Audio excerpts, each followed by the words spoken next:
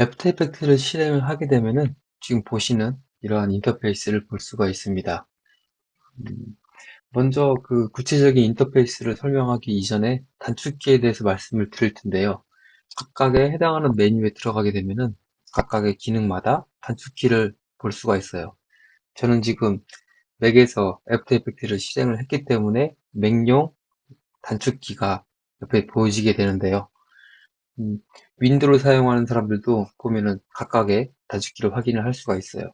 단축키는 작업을 하는 데 있어서 좀 더 빠른 속도를 내줄 수 있기 때문에 중요한 부분이기도 하지만 굳이 처음부터 애써서 단축키를 암기할 필요는 없어요. 작업을 하다 보면은 자연스럽게 자주 사용하는 음, 단축키들을 자기도 모르게 습득을 하게 돼요. 그렇기 때문에 굳이 애써서 처음에는 단축키를 암기하려고 노력할 필요는 없다. 하지만 작업을 하다 보면은 조금씩 자주 사용하는 기능들은 단축키를 습득하도록 한다라는 게 이제 주 단축키에 대한 내용이고요. 저는 이제 중간중간에 사용을 하다가 필요할 때마다 단축키에 대한 얘기를 하겠지만 저도 사용하지 않는 기능들은 어, 자주 까먹게 되는 거죠. 그래서 단축키는 일단은 맥이나 윈도우나 크게 차이가 없지만 별도로 암기를 해야 된다. 여러분들이 추후에 다양한 컴퓨터, 뭐 회사 컴퓨터라든지 어떠한 특정한 기관이나 단체에 설치되어 있는 애프터 이펙트를 사용할 때도 어떤 때는 맥일 수도 있고 어떤 때는 윈도우일 수도 있기 때문에 두 개 다 왔다 갔다 어, 사용할 수 있게 익숙하게 암기하는 게 좋긴 해요. 하지만 처음부터 너무 크게 부담을 갖지 않고 작업을 하면 됩니다. 단축키는 이렇고요. 실제로 현재 이런 인터페이스를 보게 되면은 가장 먼저 해야 될 거는 컴포지션을 누르고 뉴 컴포지션, 뉴 컴포지션을 눌러서 작업할 수 있는 창을 만들어냅니다. 컴포지션은 우리가 포토샵이나 일러스트레이터에서 프로젝트를 처음에 생성해서 빈 캔버스를 열듯이 하나의 작업할 수 있는 창을 여는 건데요. 이렇게 열게 되면은 컴포지션 세팅, 컴포지션에 대한 이름을 설정을 하는 겁니다. 뭐 이거는 본인이 작업하기 편하게 작성을 하면 돼요. 이거는 결과적으로 어차피 파일명은 바꿀 수 있기 때문에 작업하기 용이한 어, 이름으로 하면 된다. 그리고 아무것도 설정하지만 컴포지션 1, 컴프 1이 생성이 되고 연이어서 생성하게 되면 컴프 2, 3, 4 계속 이어지게 되는 거죠. 그래서 이제 처음에 봐야 될 거는 베이직에서 프리셋. 프리셋은 화면에 가로, 세로, 해상도를 설정을 짓는 건데 이 부분을 간략하게 설명을 드리면은 뭐 초반에는 NTSC, 8방식, 뭐 HDVI, 뭐 DV 프로 여러 가지 포맷이 있어요. 그런데 간략하게 설명을 해드리면은 NTSC는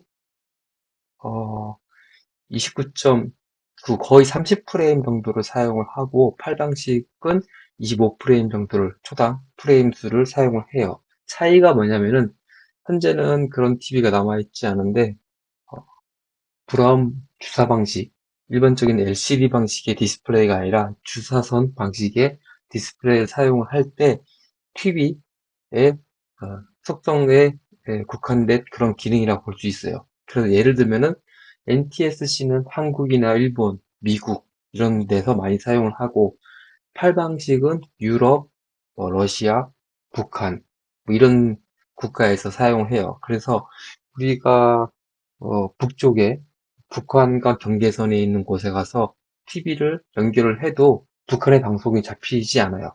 왜냐하면 한국의 TV는 NTSC 방식으로 되어 있었기 때문이죠. 그리고 반대로 북한에서도 동일하게 NTSC 방송을 볼 수가 없었어요. 물론 지금은 이제 TV가 다 LCD 형식으로 되어 있기 때문에 그런 거와 상관없이 볼 수 있긴 한데 예전에는 그래서 유럽에서 8방식으로 작업한 걸 한국에서 틀지 못해서 주로 변화를 시켜서 컨텐츠를 시청해야 되는 그런 상황이 있었던 거죠. 하지만 지금은 하나의 방식으로 통일되었기 때문에 디지털 TV를 바뀌면서 굳이 나누지 않는 방식.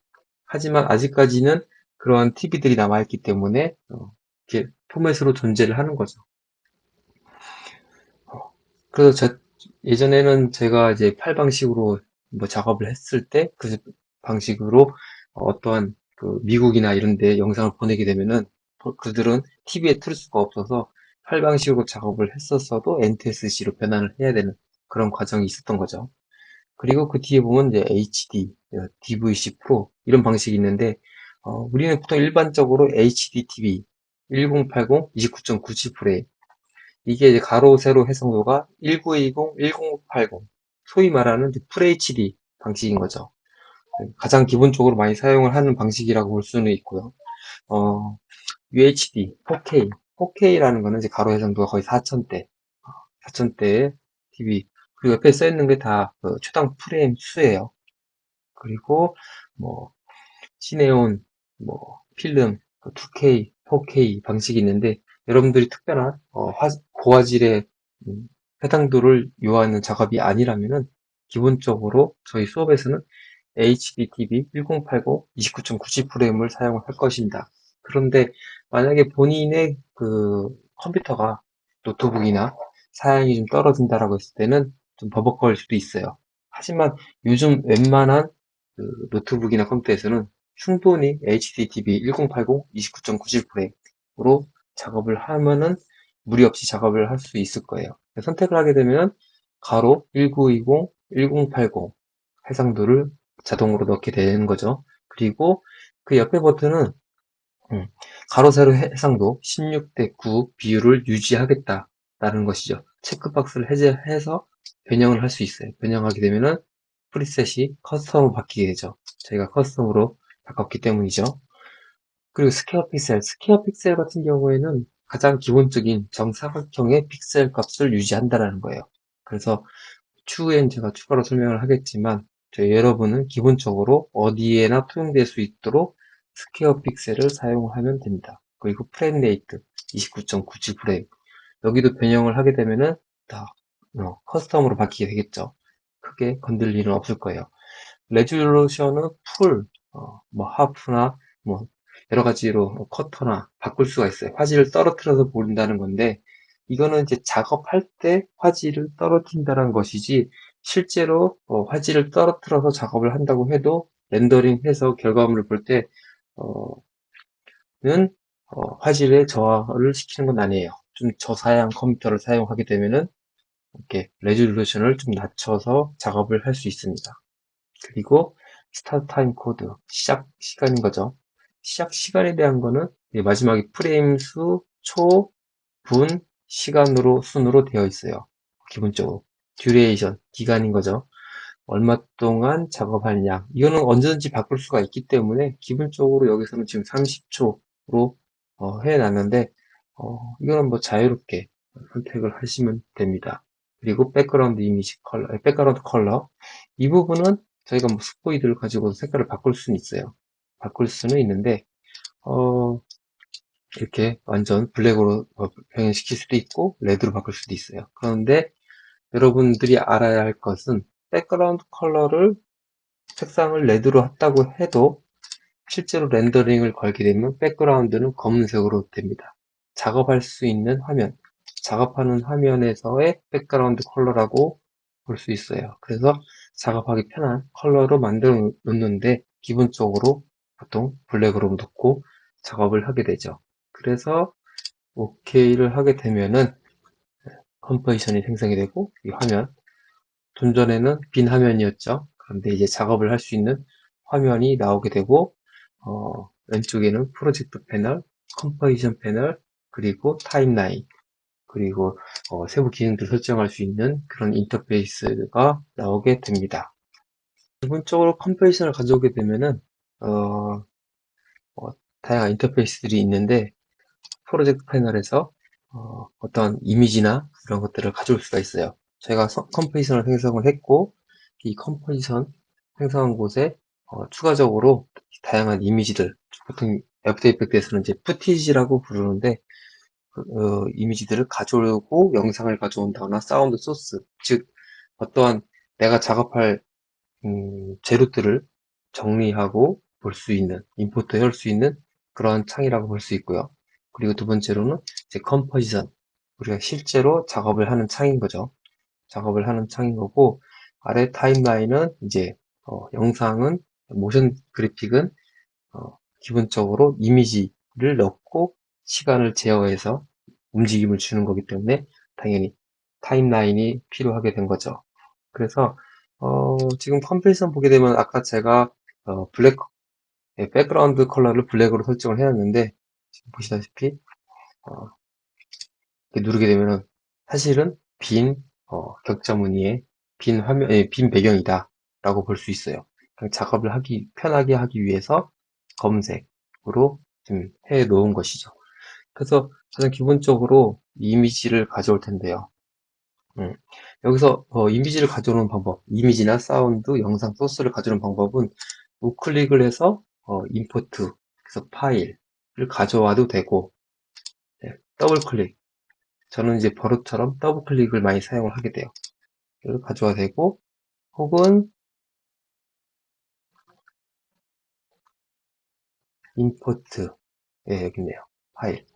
이 파일 메뉴에서 임포트해서 파일로 가져와도 되고, 커맨드 I를 해도 되는데, 가장 쉬운 방법은 이 위에 패널에서 더블 클릭. 제일 많이 쓰는 게 저 같은 경우 이런 거예요. 그래서 원하는 이미지들을 가져올 수가 있어요.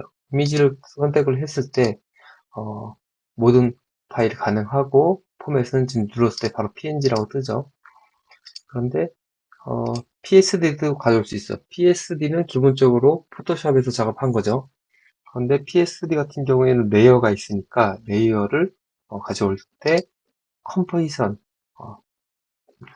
리테인 레이어 사이즈, 그러니까 레이어 사이즈의 컴포지션 생성해서 가져오냐 아니면 컴포지션을 그대로 가져오냐, 푸티지 자체로 가져오냐, 이런 차이가 있습니다.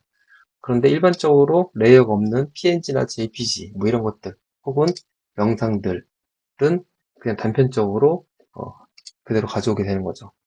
그래서 내가 원하는 파일을 선택을 하고 오픈을 하게 되면은 지금 보시는 것처럼 네, PNG 파일 3개가 들어왔죠. 3개를 선택했으니까. 혹은 영상도 선택을 해서 임포트 하면은 영상도 프로젝트 패널에 들어오게 됩니다. 그런데 이 파일명은 웬만하면은 영문으로 작성을 하는 게 좋아요. 물론 요즘 애프터 이펙트는 좋아져서 한글 파일도 매우 훌륭하게 인식을 하지만 가끔은 한글로 된 파일들이 깨진다거나 뭔가 오류가 나는 경우가 간혹가내 있어요. 그래서 웬만하면은 푸티지 가져올 때 푸티지에 대한 이름, 이런 해당하는 이미지, 영상, 사운드 소스의 이름은 영문으로 하는 게 좋아요. 예전에는 한글로 하면은 임포트가 안 된다거나 오류가 난다거나 그런 경우가 있었어요. 물론 지금은 그렇지는 않은데 아직까지는 약간의 그런 우려가 있다라고 할 수 있어요. 근데 이제 푸티지 화면에서, 그러니까 프로젝트 패널에서 여기서 더블 클릭을 하게 되면은 이렇게 컴포지션 있던 화면에 우리가 가져온 이미지가 크게 뜨죠. 이런 경우에 별로 여러분들이 당황하시면 안 돼요. 이거 같은 경우에는 해당하는 푸티지만큼의 크기가 보여져서 바로 수정을 할 수 있는 그런 창인데 특별한 일이 없으면 사용하지 않습니다. 그래서 더블 클릭해서 컴포지션 창이 바뀌었다고 해서 뭔가 놀란다거나 그럴 필요는 없다라고 할 수 있습니다. 그렇다면은 이 프로젝트 패널에서 간략하게 설명을 하면은 왼쪽에는 이제 제가 가져온 프로젝트 이름들, 그리고 속성, PNG 파일, 뭐 AVI, 뭐 이런 컴포지션, 이 타입이 나오게 되고, 그 다음에 사이즈, 그리고 영상 같은 경우에는 뭐 29.97프레임. 제가 가져온 영상이 초당 25프레임짜리를 가져와서 얘는 프레임 레이트가 25프레임으로 표시가 되는 거죠. 그리고, 여기서 화면을 끌어오는 방법은 가지고 와서 컴퓨터창에 원하는 위치에 놓거나 혹은 타임라인에 가져와 놓거나 타임라인으로 끌어다 놓게 되면은 중심점을 앵커 포인트를 중심으로 중심점이 앵커 포인트인데요. 중심점으로 화면의 가장 중심에 들어오게 되고요. 그게 아니라 그대로 끌어오게 되면 내가 원하는 위치에 바로 들어가게 됩니다. 이렇게 바로 들어갈 수 있게 되는 것이고요.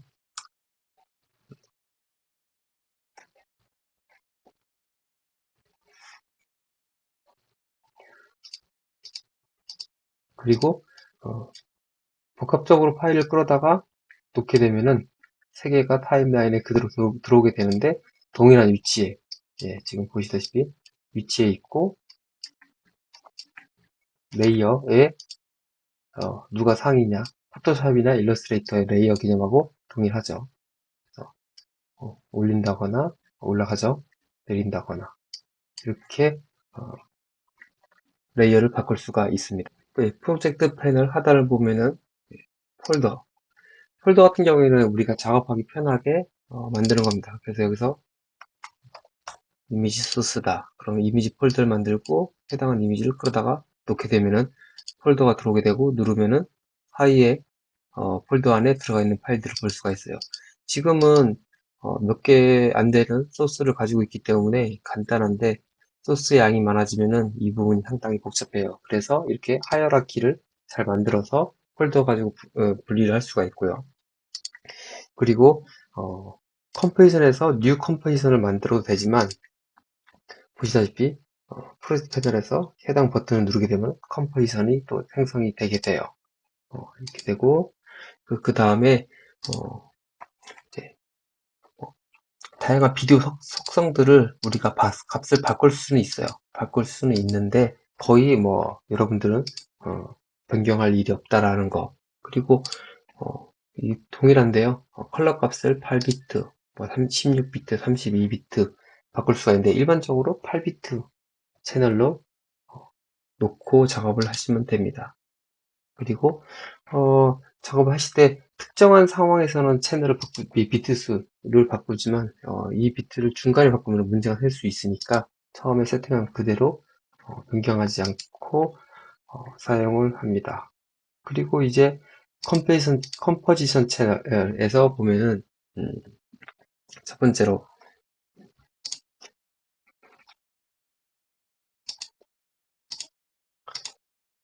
이 버튼을 누르게 되면은 처음에 그 타이틀 라인, 예전에는 최근에는 이런 가이드라인을 사용을 하지 않고 영상을 만들어도 되는데 예전에 브라운관 TV는 각각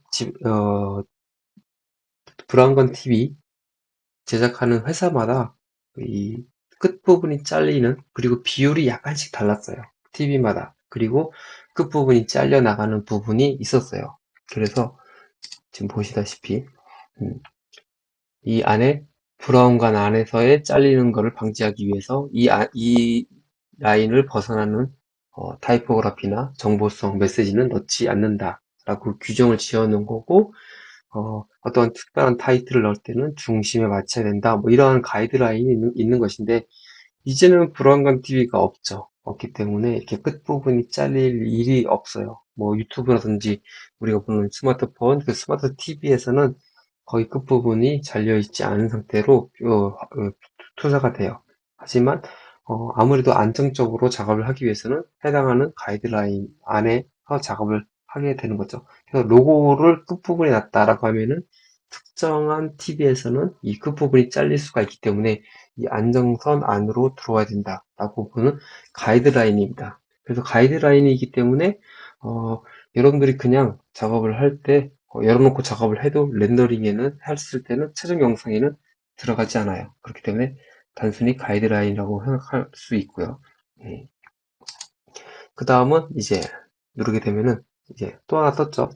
그리드 형식으로 해서 대략적으로 내가 놓는 위치가 현재 지금 중심에 놨고 어느 쪽에 치우쳤는지 이렇게 확인을 하면서 작업을 하는 방법이에요. 그리드 라인이라고 보시면 될 것 같아요. 그리고 그리드, 세부적으로 그리드가 나오죠. 그리고 줄자처럼 벽자처럼 나오게 된 건데 사실 크게 사용할 일이 없을 텐데요. 그래도 여러분들이 꼭 필요하다면은 눌러서 바로 작업을 하시면 됩니다. 저는 크게 사용을 안 하게 되더라고요. 그리고 보다 보면은 네, 현재 지금 제가 처음에 컴포지션 열었을 때 해상도, 그러니까 레졸루션을 어, 풀로 선택을 했는데, 기본적으로 작업할 때는 오토로 놓게 되면은 컴퓨터 성능, 사양, 환경에 따라서 자기가 알아서 뭐 하프를 할 거냐, 아니면 커터로 할 것이냐, 그러니까 압축을 하는 거죠. 작업하기 편하게. 커터로 하게 되면은 지금 보시는 것처럼 약간 끝부분이 잘리는 것처럼 보이게 돼요.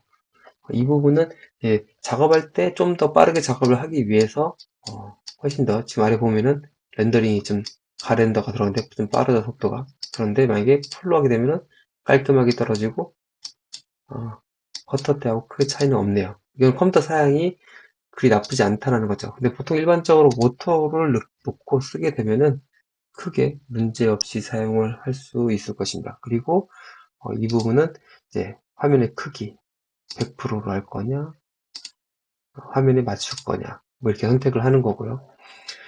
그리고 나서 아까 보셨다시피 배경을 뚫리게 해서 작업을 해서 볼 수 있는 그러한 기능이고요. 액티브 카메라, 이 카메라 부분은 좀 추후에 이제 3D 공간 카메라, 그리고 이제 라이트 할 때 보여드릴 거예요. 그 뷰는 제가 여러 개 뷰를 놓고 쓸 수가 있어요. 그렇기 때문에 필요에 따라서는 뭐 컴포지션, 뭐 정면 뷰, 뭐 옆에 측면 뷰를 사용한다거나, 예, 4개로 잘라서 작업을 한다거나 뭐 이렇게 변경을 할 수가 있는데, 기본적으로는 하나의 뷰를 놓고 사용하시면 됩니다. 일단은 지금 모두 다 설명을 하면은 보다가 보면은 좀 헷갈릴 수도 있어요. 그렇기 때문에 간략하게 필요한 기능들만 설명을 해드릴 텐데요. 네, 시간, 분, 초, 프레임 수를 보는 거고요. 자, 이렇게 움직이게 되면은 값이 바뀌죠. 시간에 대한. 그리고 이 카메라 버튼이 있는 건데 테이크 스냅샷이라고 나오죠. 스냅샷을 누르게 되면은, 그리고 나서 다시 한번 옮기고 스냅샷을 누른 거를 옆에 있는 버튼을 누르게 되면은 이 이전 위치를 기억을 해서 보여줍니다. 그래서 이렇게 놓고 스냅샷을 찍었다고 하고, 그리고 나서 살짝 움직여보고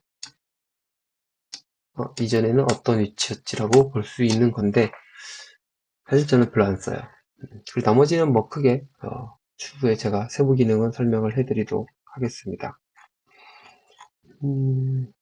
그리고 이 타임라인에 대해서 이제 설명을 드리면은, 타임라인, 시간, 분, 초, 프레임 수라고 볼 수 있죠. 설명드렸다시피. 그리고 그 아래 보게 되면은 음, 제가 가져온 레이어들, 해당하는 눈 모양의 버튼이 있죠. 끄게 되면은 사라지는 포토샵이나 뭐 다른 어도비 툴과 동일합니다. 그리고 잠그는 버튼까지 동일합니다. 잠그게 되면은 내가 뭐 잠궜지? 예, 이 레드 스마일을 잠궜네요. 건들 수가 없죠. 나머지 건 이렇게 조정을 할 수가 있고요. 그리고 이름, 해당하는 이름이죠. 제가 이렇게 위치를 바꾸게 되면은 해당하는 위치에 대한 순서, 번호가 바뀌게 돼요. 1, 2, 3번. 그렇게 보시면은 될 것 같습니다. 그리고 지금 이렇게 보게 되면 다양한 버튼들이 있는데, 제가 뭐 모든 걸 다 설명하기는 좀 현재 상황에서는 여러분 다 외우기는 어려울 것 같으니까 추후 세부적인 기능은 설명을 하면서, 기능 설명을 하면서 제 자세하게 설명을 할 텐데요. 각각의 그 푸티지, 이미지를 선택을 해서 이 화살표 버튼이 있고, 오픈을 하게 되면은 보통 저희가 발견할 수 있는 게 트랜스폼에서 첫 번째, 일단은 제가 나머지 걸 다 지워 놓을게요. 이왕이면은 네, 화이트를 남겨 놓겠습니다. 화이트를 정중앙에 놓고 오픈을 하게 되면은 그 트랜스폼에서 첫 번째 나온 게 앵커 포인트. 앵커 포인트는 이미지의 가장 중심점, 사람으로 따지면 척추죠.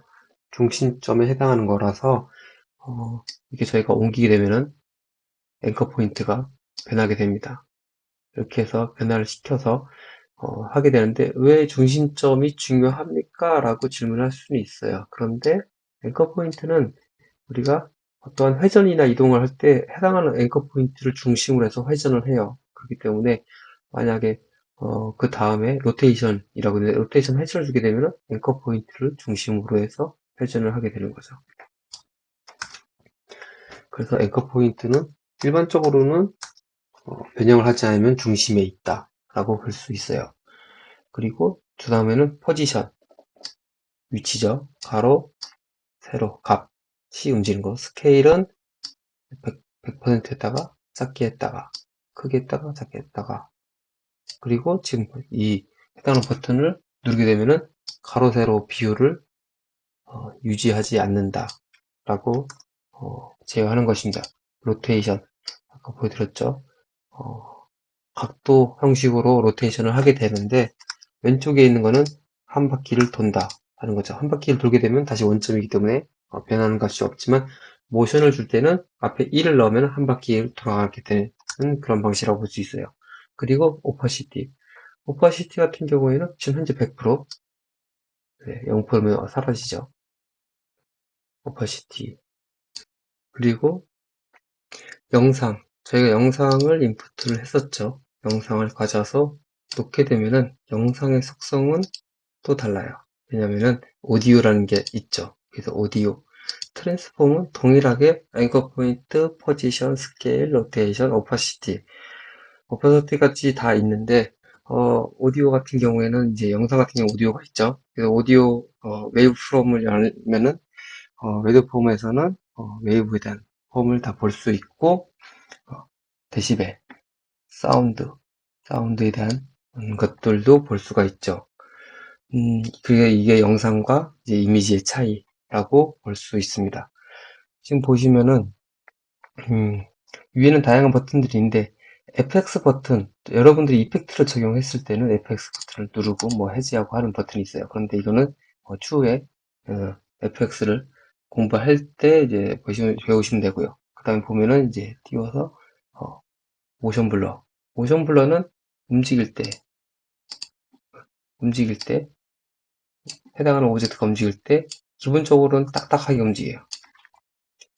예를 들어서 포지션, 첫 프레임에서 포지션 위치를 설정을 하고 대략적으로 24프레임 정도의 우측으로 움직인다 라고 하면요,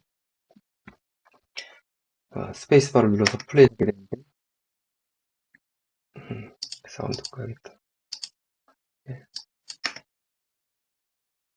네, 지금처럼 딱딱딱 끊기게 보여지는데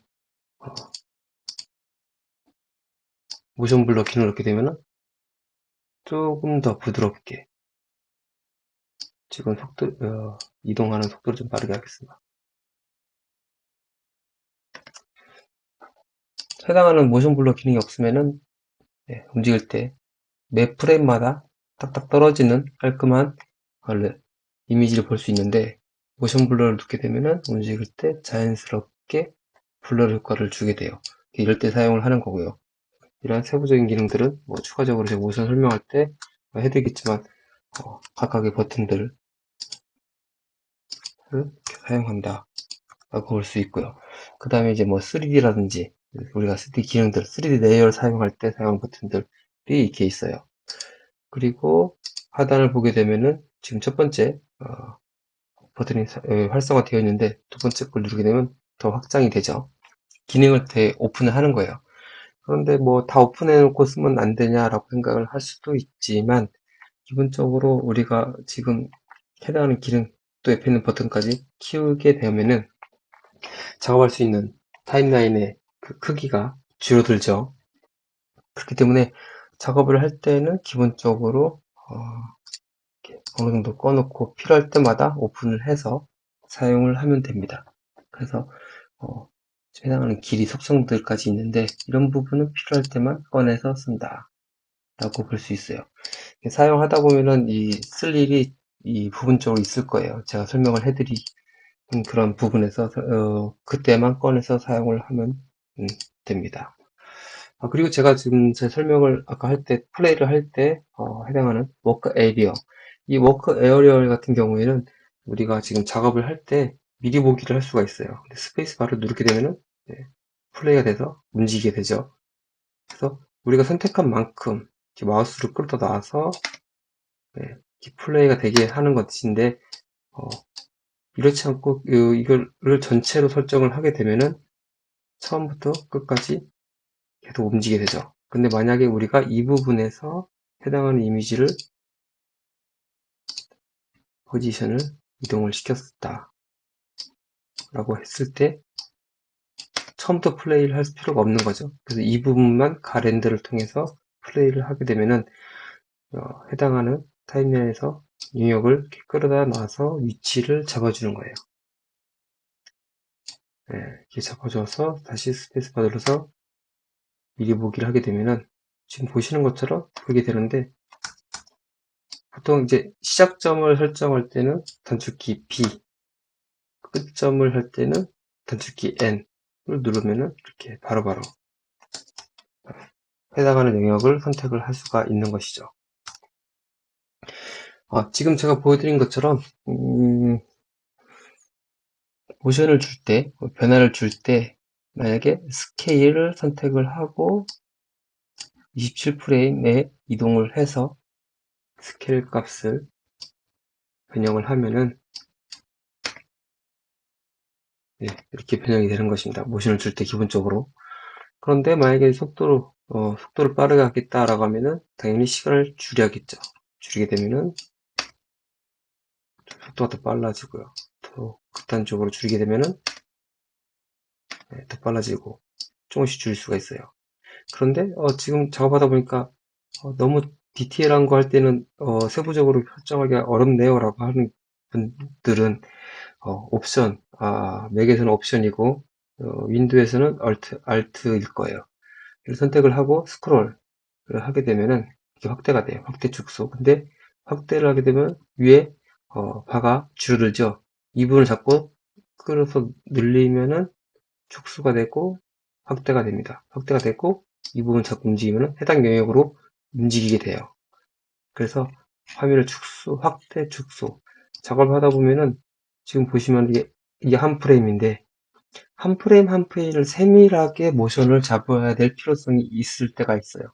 그럴 때는 옮기면서 프레임을 이동을 시켜서 작업을, 포지션이 아니라 스케일이군요. 스케일을 변형을 하게 되면은,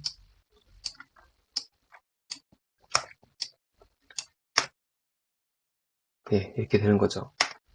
스케일 값이 변하게 되는 거고요.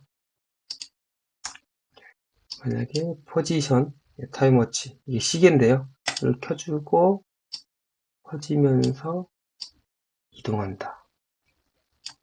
그러면은, 네, 이동하면서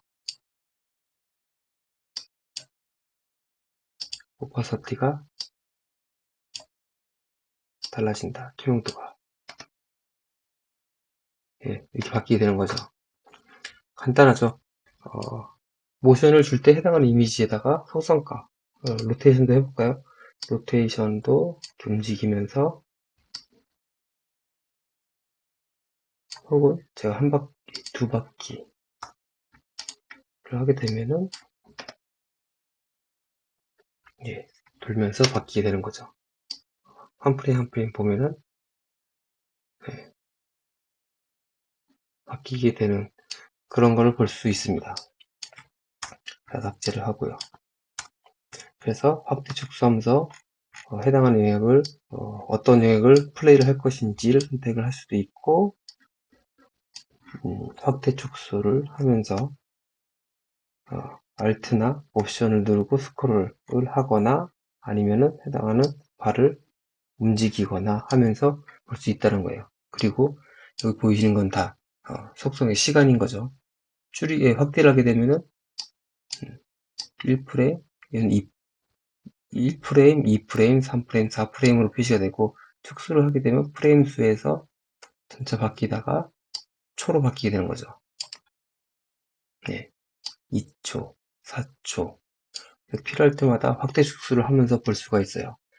그리고 이미지 같은 경우에는 시작과 끝이 없기 때문에 그렇게 되면은 타임라인 안에 꽉 차게 이렇게 예, 이미지 영역을 볼 수가 있어요. 근데 여기서 만약에 제가 줄이고 이동을 시켜 놓으면은 예, 생겼다가 없어지죠. 원하는 만큼 사용할 수가 있다는 거죠.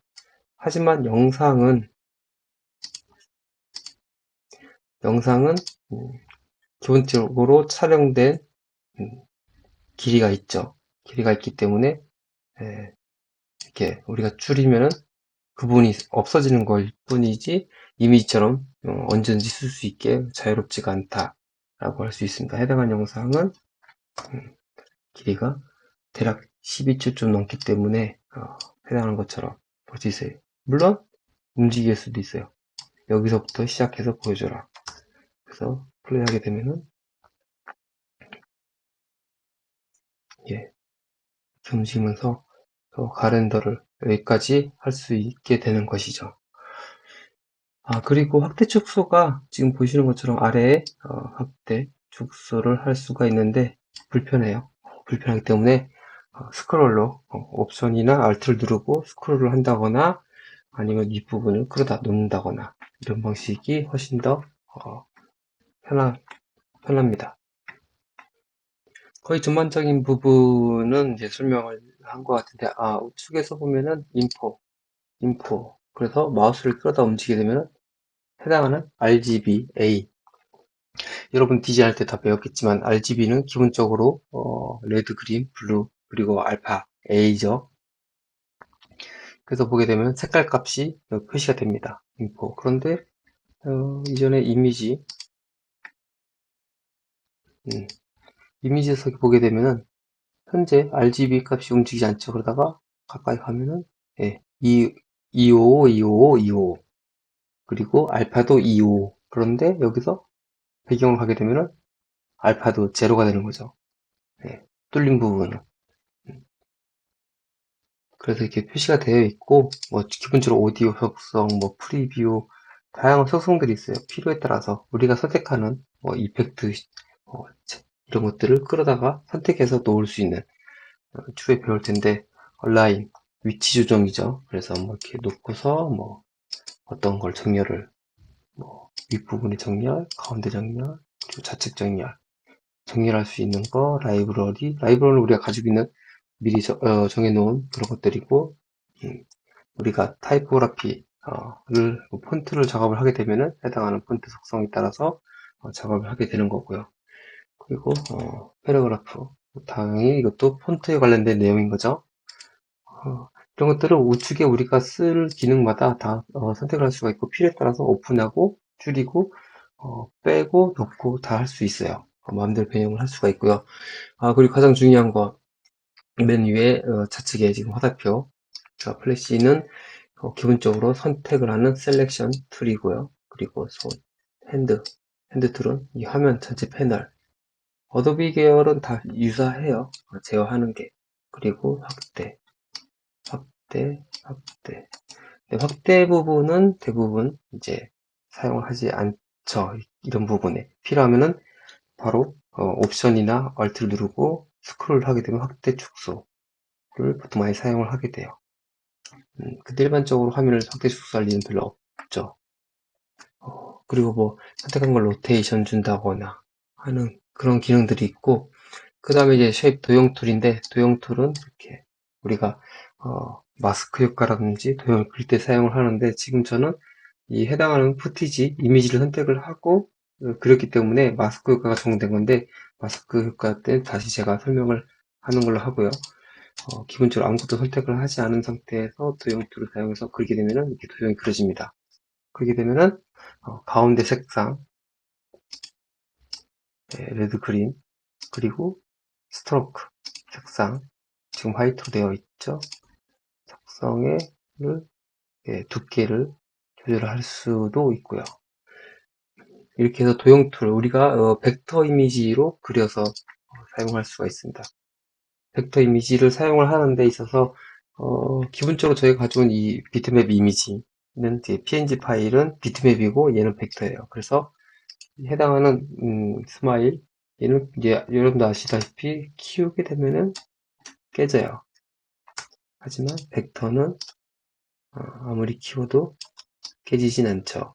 근데 왜 얘가 확대를 하는데 이렇게 중심을 위치를 어, 위치를 가운데 중심으로 스케일이 커지고 작아지고 하지 않느냐라고 하면 앵커 포인트가 처음 그릴 때 중심이 여기를 중심으로 제가 좌측 위로 그렸기 때문에 좌측이 앵커 포인트가 가운데로 가 있는 거죠. 그래서 물론 쉐입 레이어 제가 생성하면 타임라인이 바로 생성이 되죠. 이 부분에서 앵커 포인트를 변경을 할 수가 있어요. 물론 앵커 포인트가 이동을 할 수가 있는데 이렇게 수치를 조정을 해서 움직일 수가 있고요. 혹은 저쪽 위에 버튼 누르고 앵커 포인트를 가져와서 우리가 원하는 위치로 이동을 시킬 수가 있는데 이 상태에서 어느 점이 중심점인지 알 수가 없죠. 그래서 맥에서는 커맨드를 누르고 위치 갖다 놓으면은 어느 정도 정렬된 상태로 놓을 수가 있어요.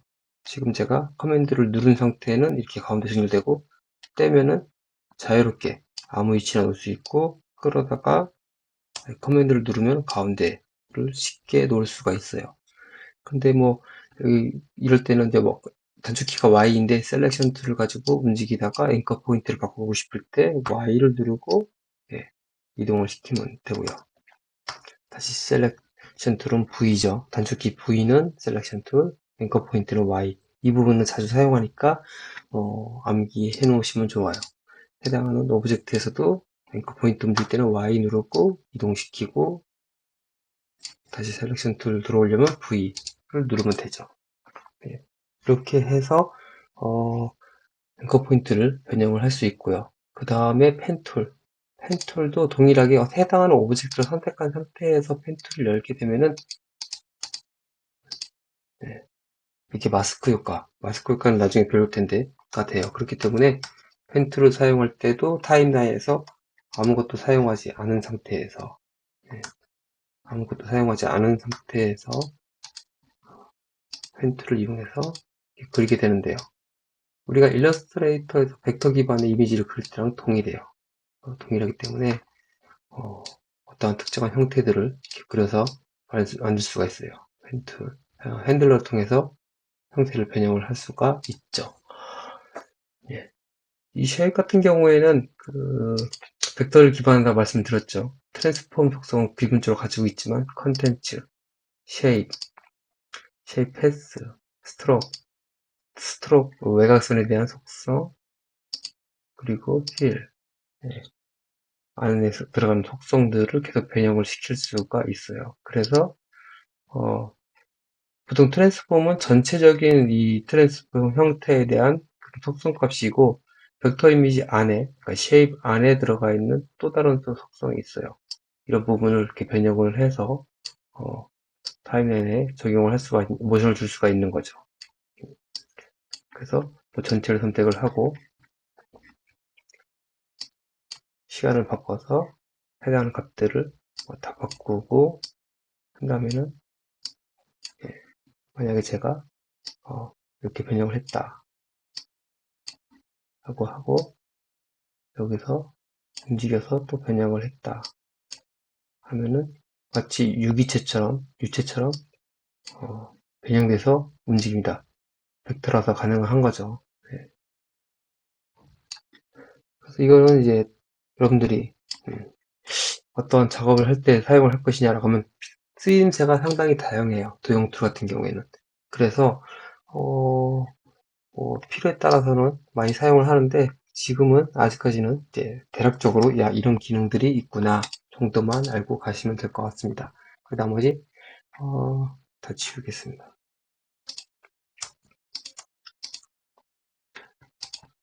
네, T자 타이핑이 가능한 거죠.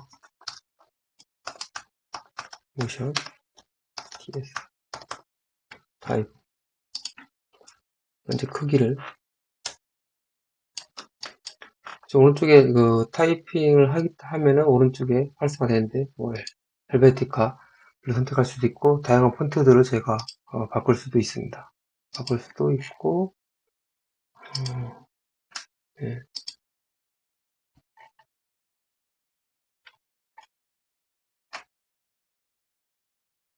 아, 뭐, 지금 폰트를 선택하는 게 중요한 게 아닌데, 어떻게 보면 직업병이죠. 자꾸 뭔가 폰트를 좀 더 어울리는 걸 넣고 싶어지는 그런 마음이 드는 거고, 기본적으로 폰트는 기본적으로 그 일러스트레이터나 포토샵에서 사용하는 그런, 어, 속성과 동일하기 때문에, 여기서 보고 바로 타이핑을 치고, 띄우고, 지우고, 이렇게 다 가능해요. 크기를 변형시키고, 그리고 타입툴 또한 속성을 열게 되면은 트랜스폼 동일하게 있죠. 그래서 모션을 줄 수가 있는 거고, 텍스트는 해당하는 텍스트에 대한 소스들, 패스, 타이포도 동일하게 벡터예요. 그래서 변형이 가능하죠. 하지만 글씨로 묶여있기 때문에, 폰트로 묶여있기 때문에 세부적인 속성을 설정을 하면 쉐입으로 바꿔야 돼요. 이 부분은 이제 추가로 제가 타입 애니메이션 넣을 때 설명을 드릴 거고요. 예, 일단 이렇게 해서 기본적으로 애프터 이펙트에서 사용되는 그런 전체적인 인터페이스에 대해서 설명을 드렸습니다.